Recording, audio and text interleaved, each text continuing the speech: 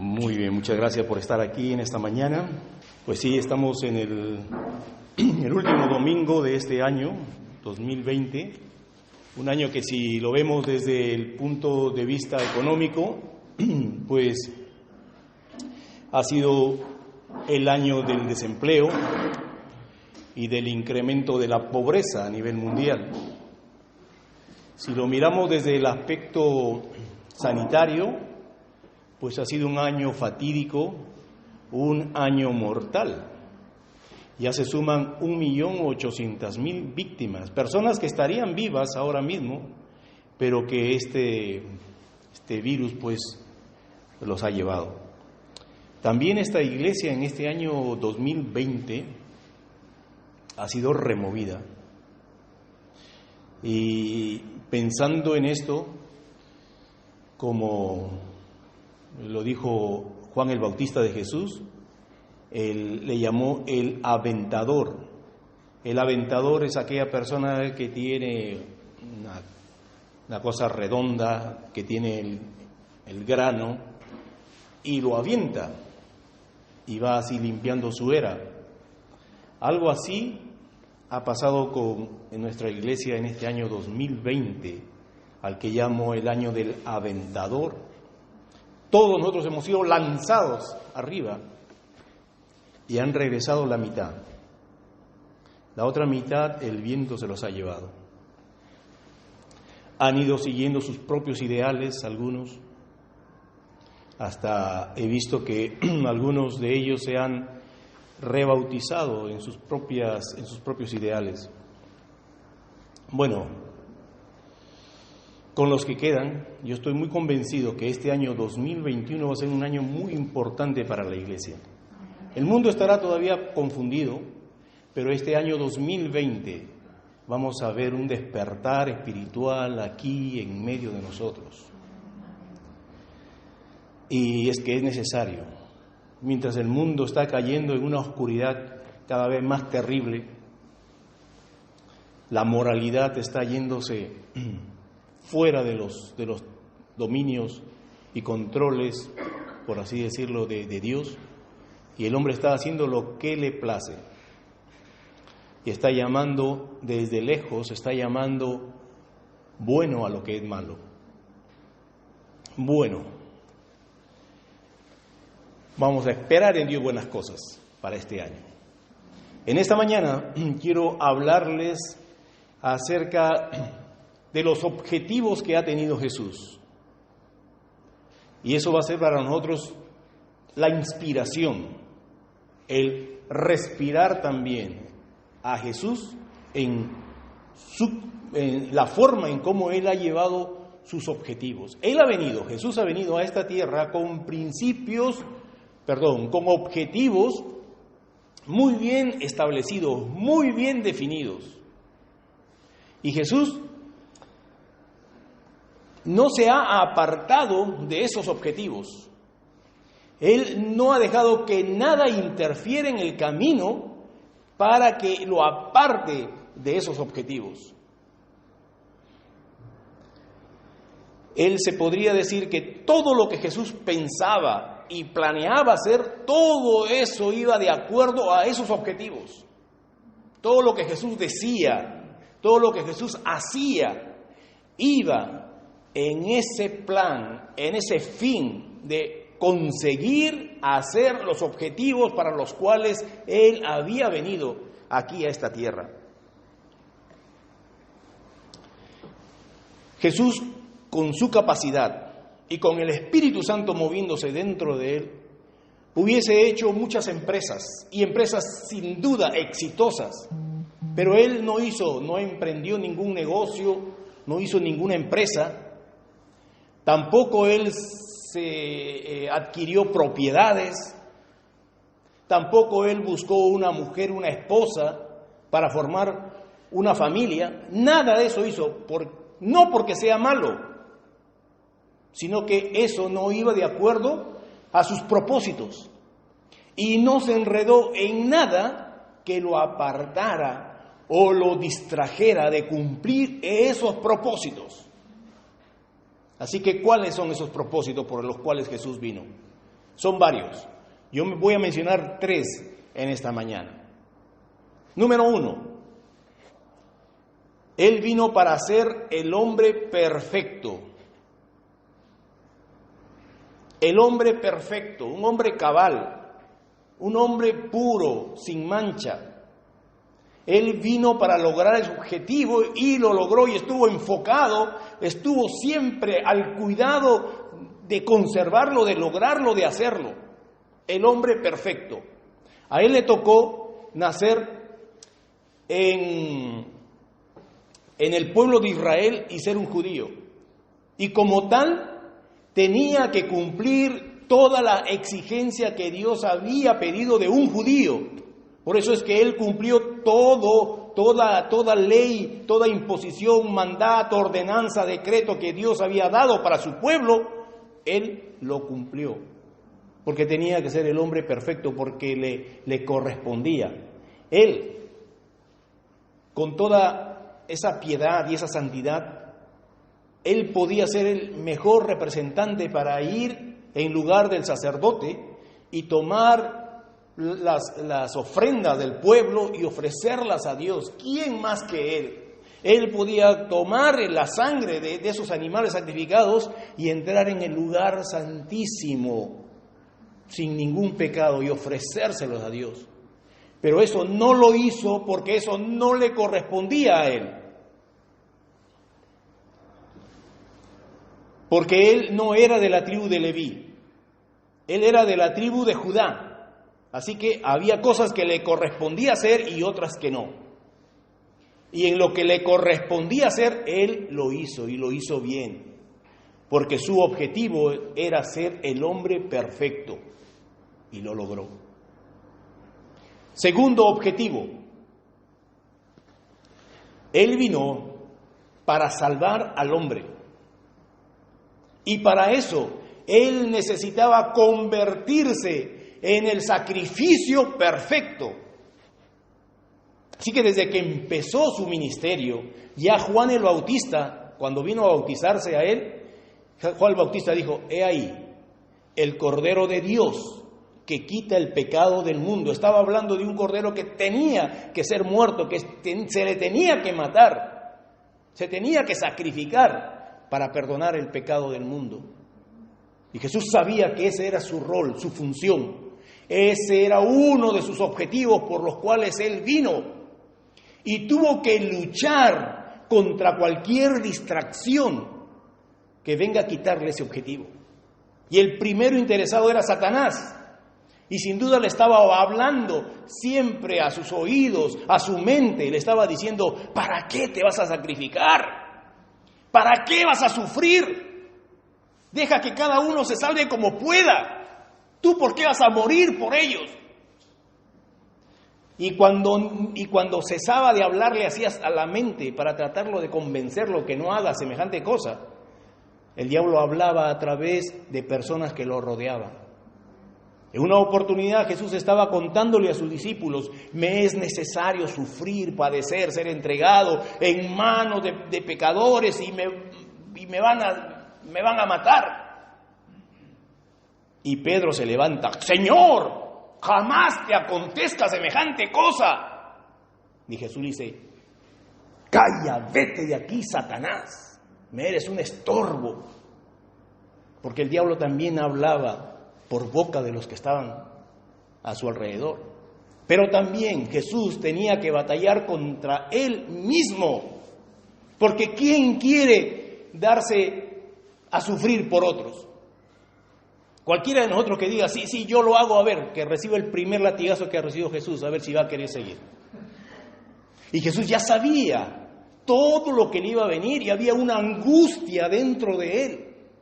Y esa noche, cuando ya estaba para ser apresado, él sabía lo que le venía. Y como humano, claro, temblaba.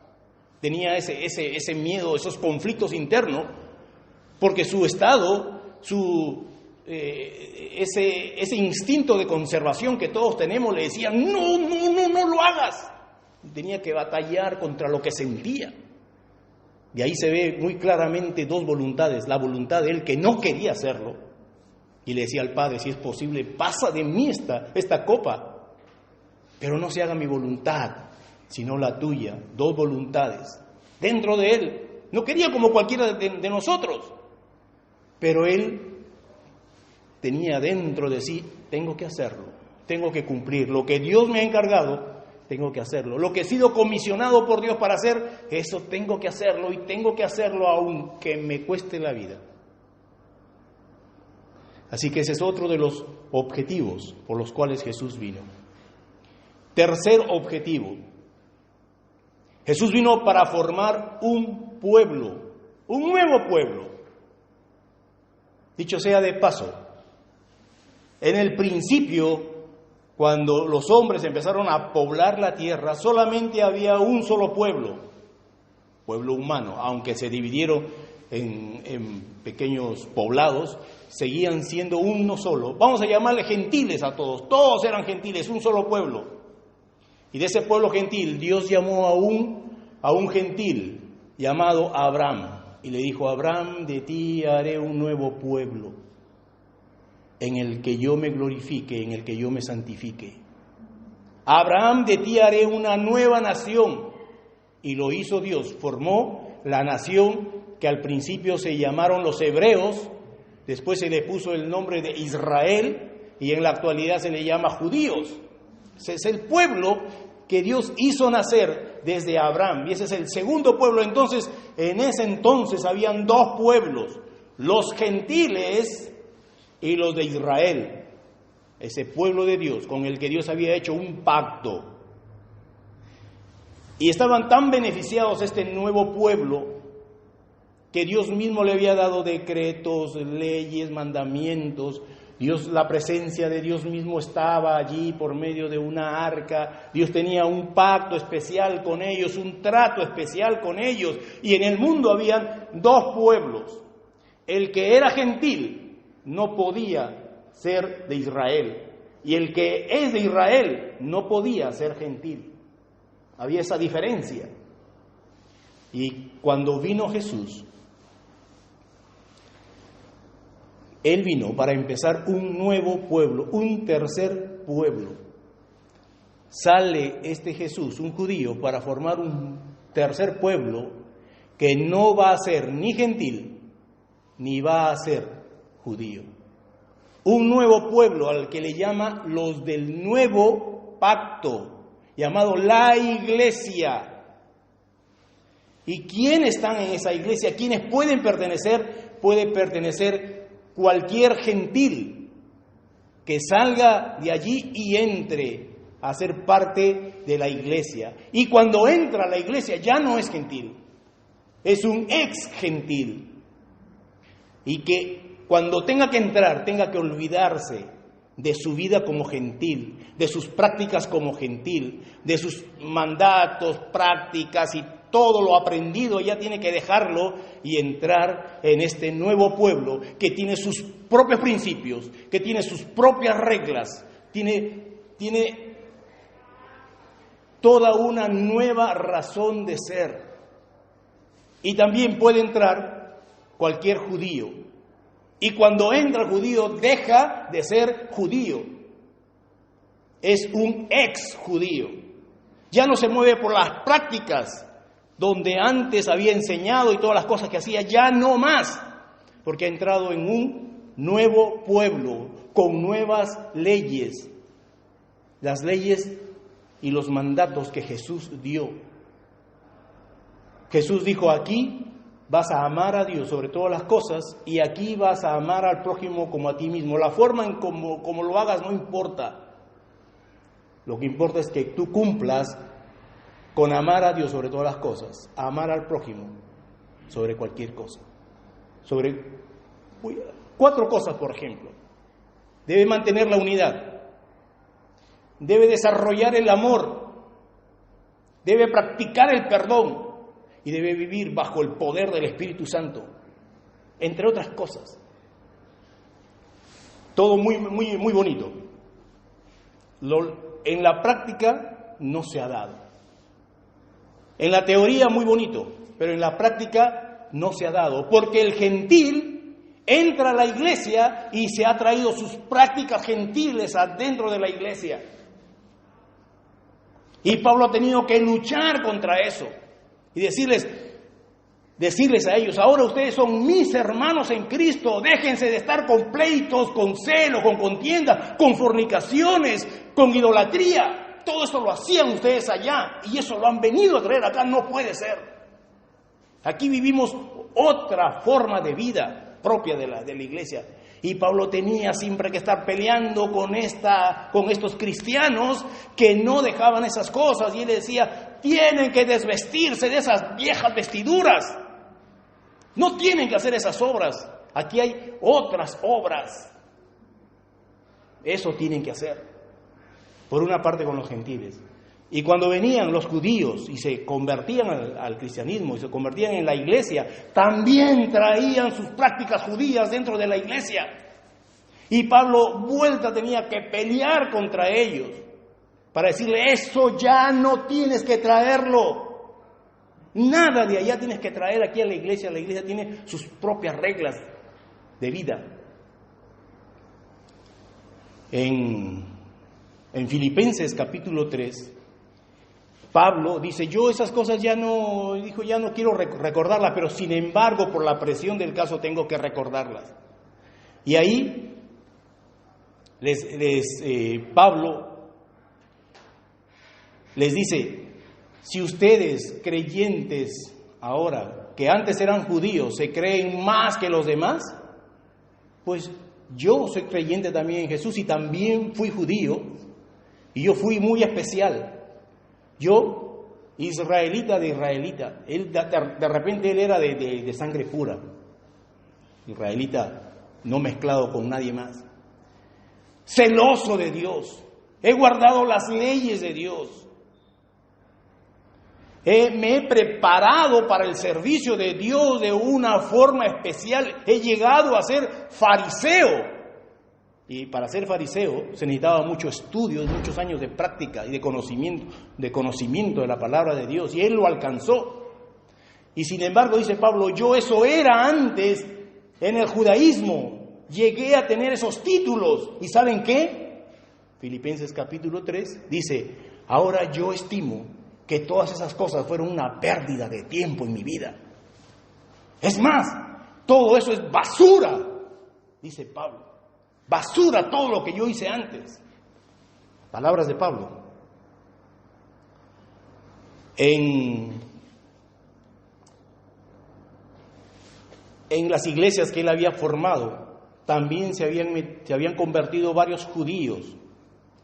Y los judíos querían implantar sus cosas judías en la iglesia, y Pablo tenía que estar batallando y le escribe a los colosenses, porque ahí había un problema con la comida. Algunos decían: no tenemos que comer cerdo, no tenemos que comer mariscos, no tenemos que comer conejo y otras cosas más. Y los gentiles decían: sí, pero ¿por qué no?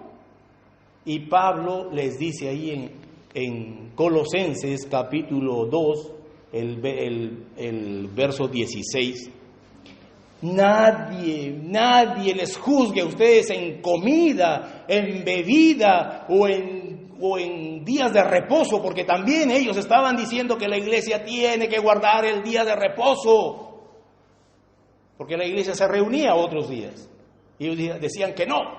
Y Pablo decía: nadie te juzgue, ni en comida, ni en bebida, ni en días de reposo. Se va a otra iglesia allá en Roma. En Roma también había una iglesia mixta. Habían gentiles que se habían convertido a Cristo y habían judíos que se habían convertido en Cristo, y se daba la misma cosa, y había una especie de pelea dentro de los creyentes. Algunos decían: no, el día de reposo, hacían distinción entre un día y otro día. Igual con la comida: esto se debe comer y esto no se debe comer.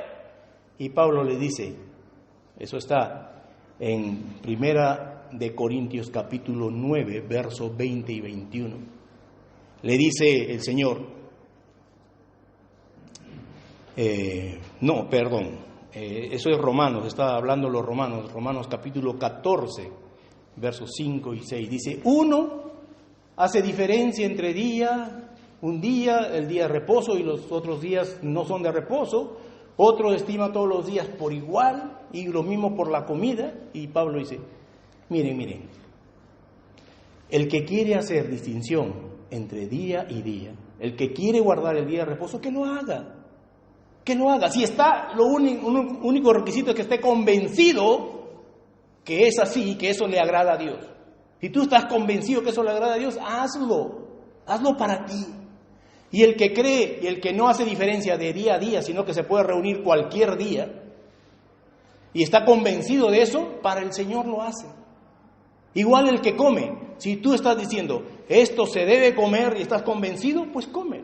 Y el que dice, no, esto no se debe comer, pues no lo comas si estás convencido que es para el Señor, pero hazlo para el Señor.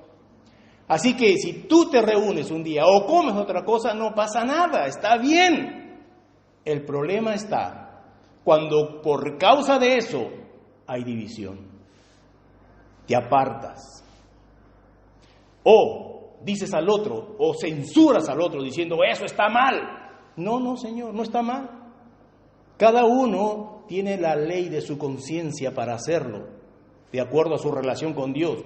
Yo lo hago y estoy bien con mi Señor. Y Pablo lo hacía. Pablo era libre, entró del judaísmo, entró a la iglesia y agarró el concepto de la libertad en Cristo. Así que él era libre para reunirse cualquier día y libre para comer lo que él quiera. A pesar que había sido enseñado desde pequeñito en comidas para hacer o no hacer, él aquí ahora se daba los grandes banquetes, sin problema. Así que eso nos enseña a nosotros, hermanos, en una época donde estamos bastante bombardeados por grupos religiosos, sobre todo aquellos que se dicen judío-mesiánicos, judíos que se han convertido al cristianismo, pero que han mezclado el judaísmo con el cristianismo. Así que adornan todo su ambiente con palabras en hebreo, tienen su menorá. Cuando leen las escrituras las tienen escritas en tipo pergaminos. Se visten todavía con su vestimenta sacerdotal de Israel, de los judíos, con sus talit, con sus flequitos, con la menorá, el candelabro ese, con el kipá, que es la cosita que se ponen aquí en la cabeza, con la barba. En fin, están mezclando el judaísmo con el cristianismo.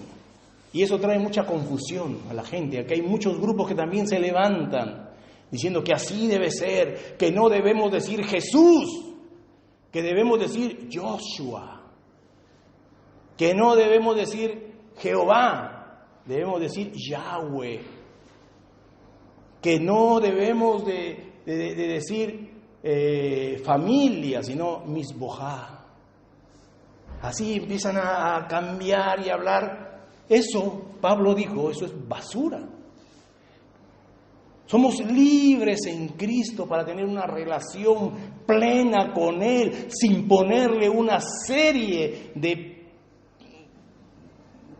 prácticas que si no lo haces estás mal. Eso quita la libertad en Cristo. Pablo tenía una estrategia para evangelizar. Él tenía una estrategia del fingimiento. Dice él, hermanos, cuando yo voy a los judíos a hablarles de Cristo, yo me finjo como judío, pero es para ganarlos a ellos para Cristo. Y aclara, eso sí está en 1 Corintios 9, 20 y 21, si quieren apuntar y examinarlos después. Dice, es decir, a los que están bajo la ley de Moisés, yo finjo que estoy también bajo la ley de Moisés. Aunque, aclara entre paréntesis, aunque yo no estoy bajo la ley de Moisés. pero finjo estar para ganarlos a ellos para Cristo. Y habla de los gentiles, y dice, y a los que viven sin ley, los gentiles, yo finjo también que estoy sin ley. Pero abre paréntesis y aclara, pero yo es que no es que no esté bajo ley, yo estoy bajo la ley de Cristo. Pero me finjo que estoy bajo la ley, sin ley, para ganarlos a ellos para Cristo. ¿Qué está diciéndonos Pablo aquí? Que él ha cambiado su forma de ver cómo era su vida como judío antes, ahora no tiene nada que ver eso en el cristianismo. Si lo usa o no lo usa, simplemente es para una estrategia para ganar a otros para Cristo.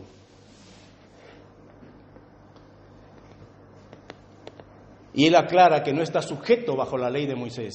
¿Bajo qué ley está sujeta? Sujeto Pablo, bajo la ley de Cristo, que es la ley para la iglesia. A ese grupo nosotros pertenecemos. Entonces, Jesús vino para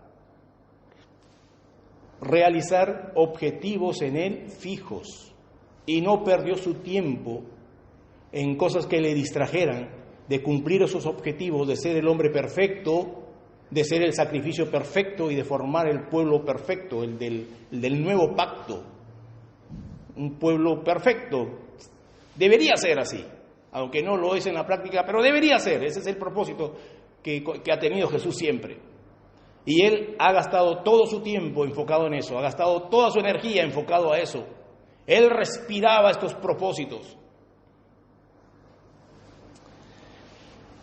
Y para eso es muy, muy interesante este verso que encontramos en Lucas, capítulo 9, verso 51. Dice el verso: cuando se cumplió el tiempo, cuando Él debía ser recibido arriba, Jesús afirmó su rostro para ir a Jerusalén.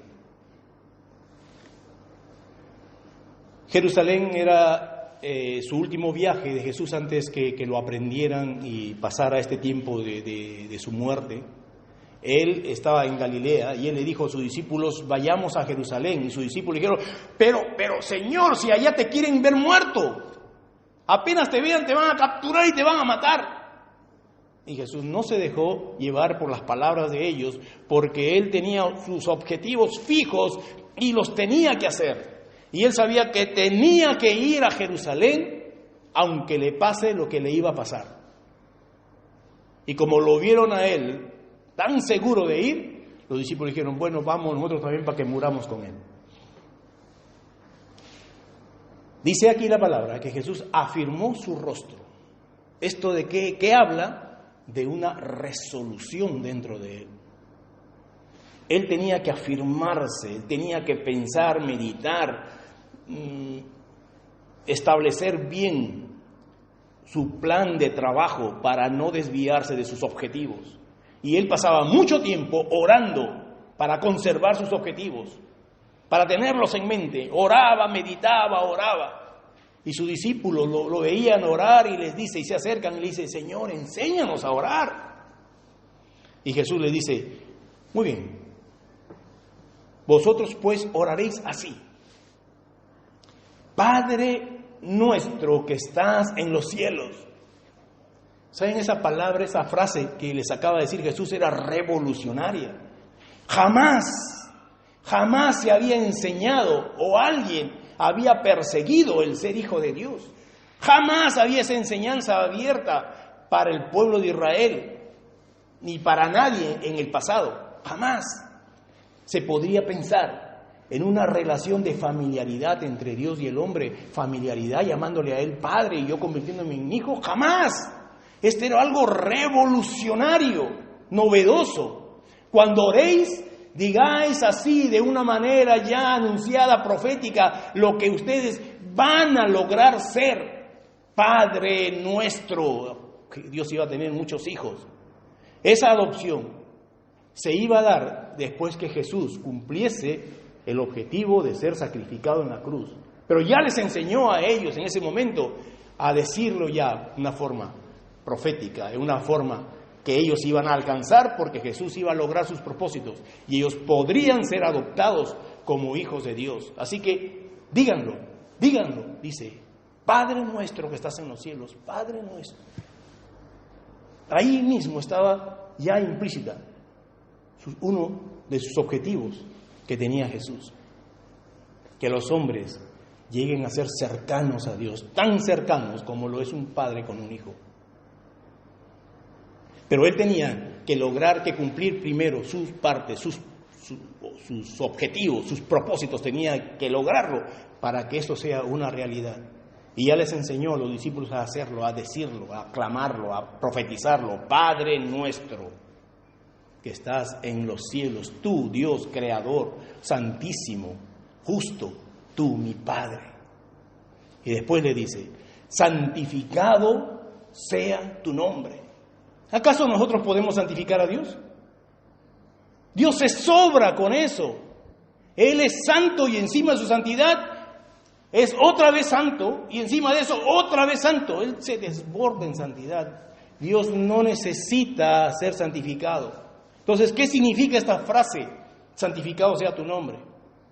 Significa que nosotros, con nuestros hechos, cuando una persona nos vea a nosotros, con lo que decimos y con lo que hacemos, no maldiga a Dios, sino bendiga a Dios, santifique a Dios por nuestras obras.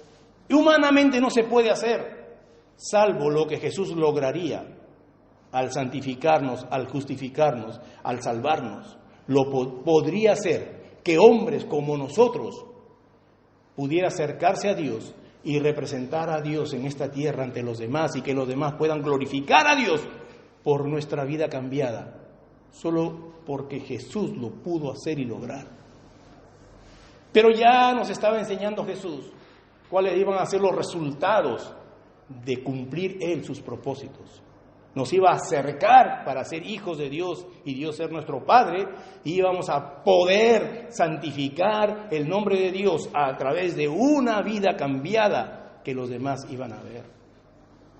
Y además le dice, venga tu reino y hágase tu voluntad, como se hace en el cielo, sea hecha en la tierra. El único lugar donde Dios puede reinar y donde se puede hacerse la voluntad de Dios es en este nuevo pueblo llamado la iglesia. En ningún otro lugar.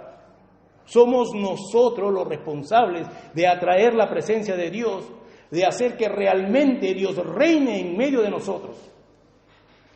¿Cuál es el principal objetor de que esto se realice? Nosotros mismos.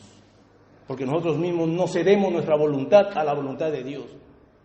Venga tu reino y hágase tu voluntad, pero en la realidad, en la práctica, hacemos nuestra voluntad, hacemos lo que nos place hacer.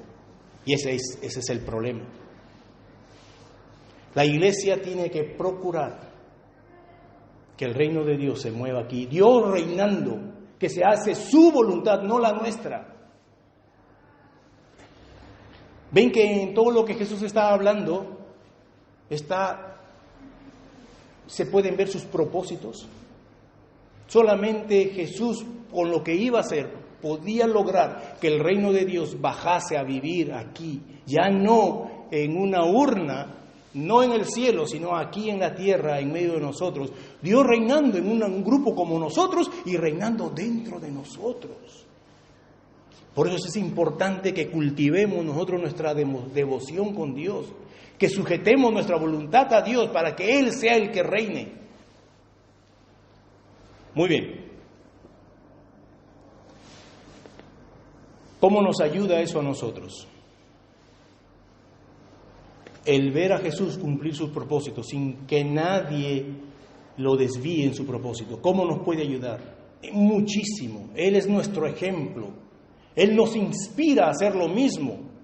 Nosotros también hemos sido comisionados por Dios para hacer algunas cosas.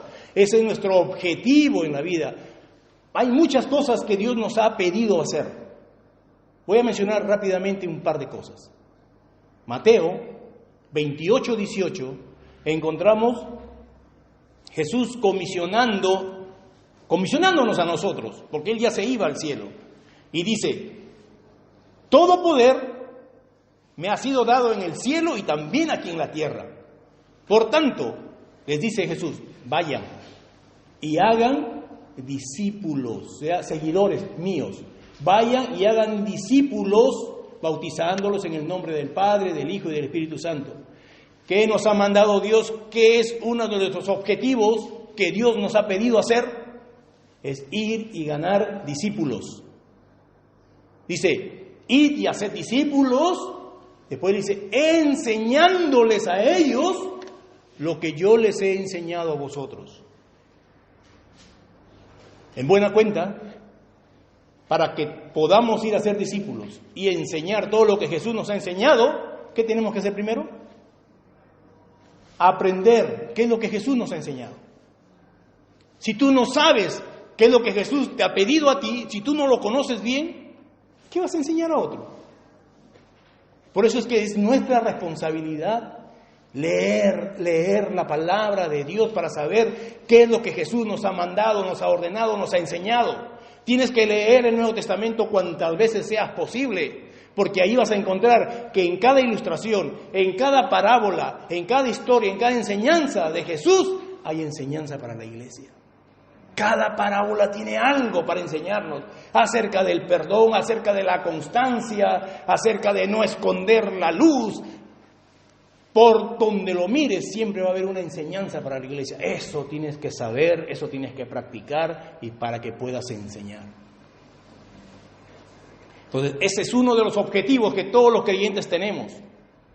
Ir y hacer discípulos enseñándoles a ellos todo lo que Jesús nos ha enseñado a nosotros. Segundo propósito, de los muchos que hay, solamente voy a tomar estos dos. Primera de Pedro 2:9 dice la palabra, mas vosotros, hablando a la iglesia, mas vosotros sois linaje escogido. ¿Qué somos? Linaje escogido. Eso somos. Linaje escogido. ¿Qué más dice? Ustedes son real sacerdocio. Nos ha puesto en calidad de sacerdotes, no el arónico, no el levítico. Eso es de allá, de Israel, eso ya no. Eso no se toma. Jesús nos ha dado otro nuevo sacerdocio, el sacerdocio de Él, el sacerdocio de Melquisedec. Nosotros somos real sacerdocio. ¿Qué significa eso? Que tenemos libertad de acceder a Dios. No lo tenía el pueblo de Israel antes. Siempre utilizaban intermediarios que eran los sacerdotes. Ellos traían sus ofrendas al sacerdote y el sacerdote se los presentaba a Dios.